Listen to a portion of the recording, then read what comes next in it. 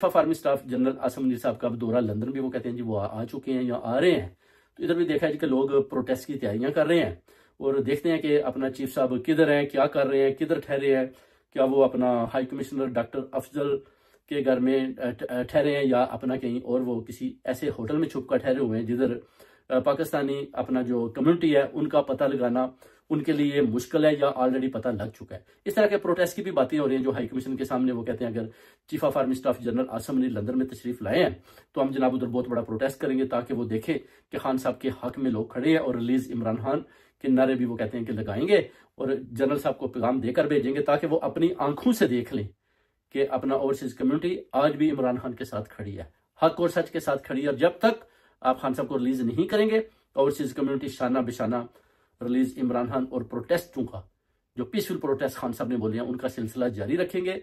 और जब तक आप जली मैंडेट की हुकूमत को खत्म नहीं करेंगे उतनी देर तक प्रोटेस्ट जारी रहेंगे। उधर शेर अफजल मरवत का भी आता है कि वो नवाज शरीफ के हक में बोल पड़े। ऐसी कोई बात नहीं है। शेर अफजल मरवत थोड़ा सा बयान करने में वो सही तरीके के साथ बयान नहीं कर पाए कि नवाज शरीफ को क्यों निकाला। क्योंकि नवाज शरीफ को वो कहते हैं कि जिस चीज में निकाला उसमें नहीं निकालना चाहिए था और जो जिसमें निकालना चाहिए था उसमें निकाल दिया गया।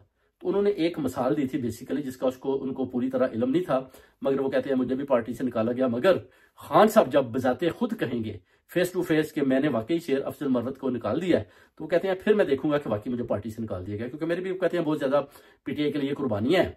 तो जो अपना ओवरसीज कम्युनिटी और अवाम है उसमें मेरी बहुत ज्यादा मकबूलियत है, लोग मुझे पसंद करते हैं। मगर खान साहब को कुछ गलत लोग गलत किस्म का पैगाम पहुंचाते हैं कि जैसे कि शेर अफजल मरवत खान साहब की जगह लेना चाहता है। हालांकि वो कहते हैं मैं खान साहब का सिपाही हूं, कोई ऐसी बात नहीं। खान साहब मेरे भी लीडर है, पूरे कौमी लीडर हैं और कभी भी मैंने ये नहीं सोचा कि मैं इमरान खान की जगह लूं। बल्कि वो कहते हैं मैं खान साहब के साथ आज भी खड़ा हूं।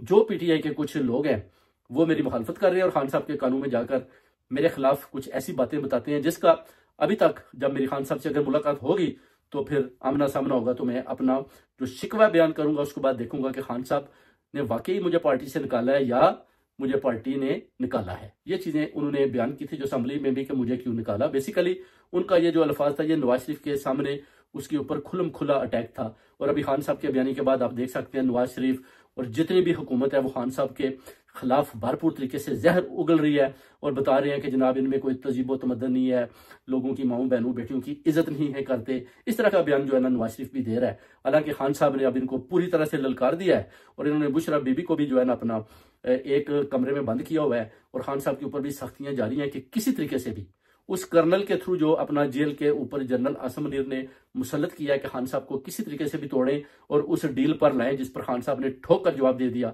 कि मैं आपके साथ किसी तरह भी किसी तरीके की भी कोई डील नहीं करूंगा जब तक आप मेरी मैंडेट और सब कुछ मेरा वापस नहीं करते। और मेरे लोग